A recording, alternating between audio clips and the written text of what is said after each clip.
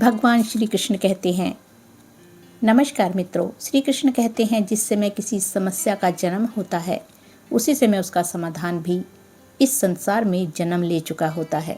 बस ज़रूरत है तो केवल धैर्य, विश्वास और सही दृष्टि की। मनुष्य अक्सर समस्या को देखकर घबरा जाता है, वह डर जाता है, टूट जाता है और हार मान लेता है।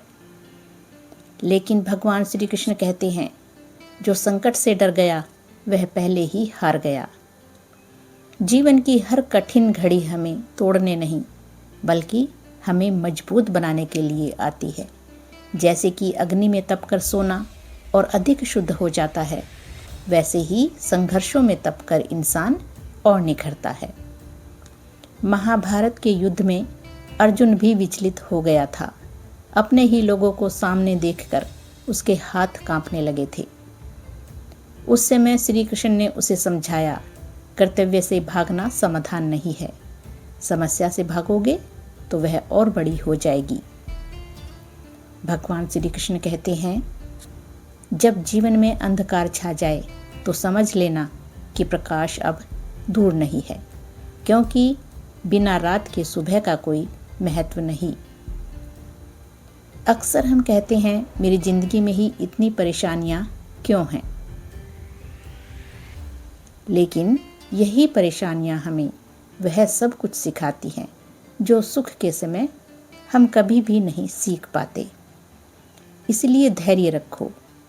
हर बीज तुरंत वृक्ष नहीं बनता, हर घाव तुरंत नहीं भरता और हर सवाल का जवाब भी तुरंत नहीं मिलता।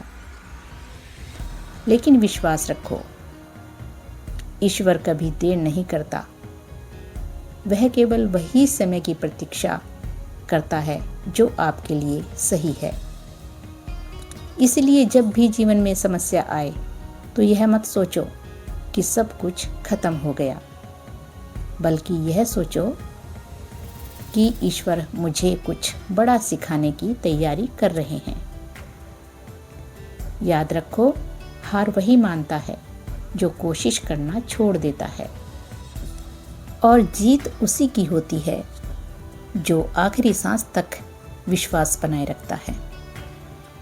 इसलिए कभी भी हार मत मानो, क्योंकि जिस पल समस्या ने जन्म लिया है उसी पल समाधान भी तुम्हारे लिए तैयार हो चुका है।